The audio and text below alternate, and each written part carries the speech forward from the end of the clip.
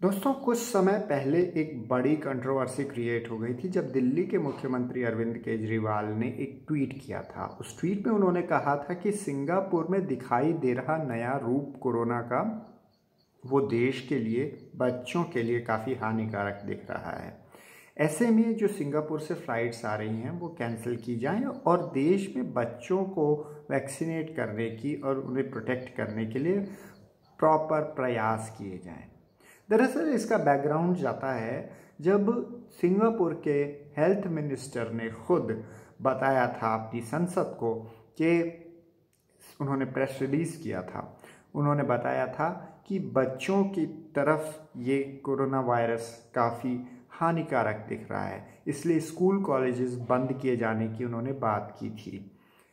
इस वेरिएंट को डीप में जांचा जाए तो ये B.1.617.2 है, जो कि B.1.617 का ही वेरिएंट है। उन्होंने ये बात सिंगापुर में कही थी। सिंगापुर में स्कूल कॉलेजेस बंद होने की बात होने लगी थी, जिसे मुख्यमंत्री केजरीवाल ने सुना और भारत सरकार को चेताते हुए यहाँ के नागरिकों की सुरक्षा के लिए ये एक तरह से सलाह दी। अब हम देखते हैं कि अरविंद केजरीवाल ने एक ट्वीट बहुत समय पहले भी किया था, जिसमें उन्होंने बताया था कि यूके में एक नया वेरिएंट पाया गया है जो कि काफ़ी हानिकारक, काफ़ी ज़्यादा उसकी मारक क्षमता दिख रही है और उसके चलते यूके से भारत सरकार जो फ्लाइट्स है वो कैंसिल करे। मोदी सरकार ने उसे नहीं सुना था। सेकेंड वेव आई और भारत में जो हुआ वो हम सभी, पूरे विश्व के देखने के लिए है। लाशों के अंबार लग गए। यदि मोदी सरकार ने अरविंद केजरीवाल की बात मान ली होती, यूके वेरिएंट पर रिएक्ट किया होता, तो ऐसा नहीं होता। लेकिन यहाँ पर सिंगापुर से तो रिएक्शंस आए ही आए, लेकिन भारत सरकार ने जिस प्रकार से रिस्पॉन्ड किया वो दिखाता है कि किस प्रकार से केजरीवाल की एक छोटी सी साधारण सी बात को पकड़कर डाइवर्ट करके और उसे पॉलिटिकल यूसेज के लिए केजरीवाल को डिफेम करने के लिए यूज़ किया गया।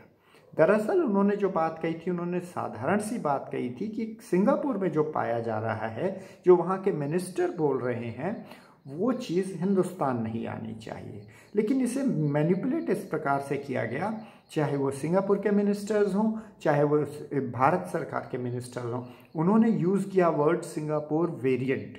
उन्होंने पूरे मीडिया ने ये बताने की कोशिश की कि सिंगापुर वेरिएंट नाम का शब्द अरविंद केजरीवाल ने इस्तेमाल किया, जबकि उन्होंने अपने ट्वीट में बिल्कुल भी ऐसा कोई शब्द इस्तेमाल नहीं किया। एक वायरस स्ट्रेन चाहे वो नाम लगा हो या ना लगा हो, वो कहीं भी पाया जा सकता है। अरविंद केजरीवाल ने सिर्फ उसका जिक्र किया था। वैसे देखा जाए तो यूके वेरिएंट शब्द इस्तेमाल हुआ है, साउथ अफ्रीकन वेरिएंट शब्द इस्तेमाल हुआ है। आधे विश्व ने तो वुहान वायरस, चाइना वायरस कहा है कोविड को। इनफैक्ट 28 साल पहले अगर आप याद करें तो सिंगापुर के राष्ट्रपति गोह चोक टोंग ने भारत के बारे में माइल्ड इंडिया फीवर की बात की थी। तो ये अरविंद केजरीवाल ने तो उतना भी नहीं कहा। अरविंद केजरीवाल ने मात्र एक छोटी सी सलाह दी कि जहां बीमारी दिख रही है वहां से आवाजाही रोकी जाए, और उससे भी बड़ी बात, अपने बच्चों के टीकाकरण और उनकी सेहत को बचाने के उपाय किए जाए। भारत सरकार ने उस पर तो कोई भी कदम नहीं उठाया। बच्चों की वैक्सीनेशन आज तक हिंदुस्तान में एक भी नहीं हुई है, यदि वो भाजपा के नेता का रिश्तेदार ना हो तो।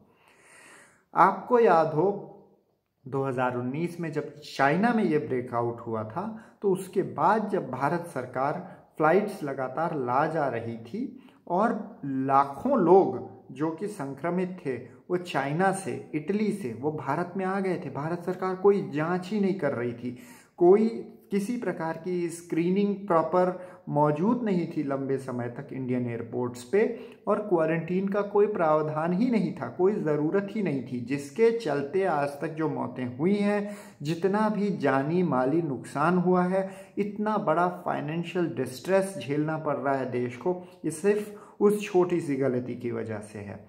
लेकिन केजरीवाल जो कि एक काफ़ी अवेयर चीफ मिनिस्टर हैं, उन्होंने वक्त रहते चेता दिया। तो अपनी गलतियों को छुपाने के लिए इस प्रकार से नाहक बदनाम करने की कोशिश की जा रही है केजरीवाल को। केजरीवाल की कभी कोई मंशा नहीं रही सिंगापुर को बदनाम करने की, बल्कि सिंगापुर से तो वो काफ़ी सहयोग लेते रहे हैं। स्पेशली उन्होंने अपने जो स्कूलों के टीचर्स हैं, प्रिंसिपल्स हैं, उन्हें ट्रेनिंग के लिए सिंगापुर के यूनिवर्सिटीज़ और इंस्टीट्यूट्स में भेजा है। वो दिल्ली को सिंगापुर मॉडल बनाने की बात करते हैं, तो भला वो सिंगापुर को क्यों बदनाम करने लगे। सिंगापुर एक बहुत ही बेहतरीन प्रशासनिक मॉडल है और मुझे लगता है कि सिंगापुर के मिनिस्ट्रीज़ ये बात समझ गई, इसीलिए उन्होंने इस कंट्रोवर्सी को ज़्यादा नहीं बढ़ने दिया। लेकिन भारत सरकार जो कि पॉलिटिक्स में ज़्यादा इंटरेस्टेड है, उसके आईटी सेल ने, उसके प्रोपेगेंडा मीडिया ने इस बात को बहुत ज़्यादा हवा दी और अरविंद केजरीवाल ने सिंगापुर वेरिएंट शब्द का इस्तेमाल किया, कुछ इस तरह का इंप्रेशन देने की कोशिश की, जबकि ऐसा बिल्कुल भी नहीं था। आप अरविंद केजरीवाल के ट्वीट्स को पढ़ लें, उनके शब्दों को पढ़ लें, ये बिल्कुल उसी प्रकार का स्पिन दिया गया था अरविंद केजरीवाल के अगेंस्ट, जैसा कि अरविंद केजरीवाल के सर्जिकल स्ट्राइक के समय के स्टेटमेंट पर दिया गया था। क्योंकि बीजेपी की जो मीडिया पावर है, जो प्रोपेगेंडा पावर है, जो चीज़ों को स्पिन करने की, एक ही झूठ को 100 बार बोलकर उसे सच बना देने की जो पावर है, वो बहुत बड़ी है। सर्जिकल स्ट्राइक पर भी अरविंद केजरीवाल ने भारत सरकार का, भारत के सैनिकों का अभिनंदन किया था और उन्होंने कहा था कि पाकिस्तान इस तरह के सबूत मांग रहा है, विश्व के मीडिया को बता रहा है कि सबूत लाए भारत, तो हमने तो सर्जिकल स्ट्राइक की है, हमें सबूत मुंह पे दे मारने चाहिए। लेकिन इसको किस प्रकार से घुमाया गया था।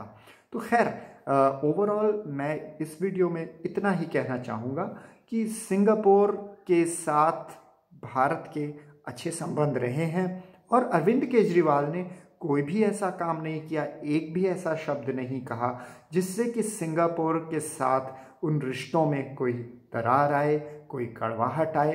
अरविंद केजरीवाल ने सिर्फ इतना ही कहा था कि देश अपने बच्चों को सुरक्षित करने के लिए हर संभव प्रयास करे।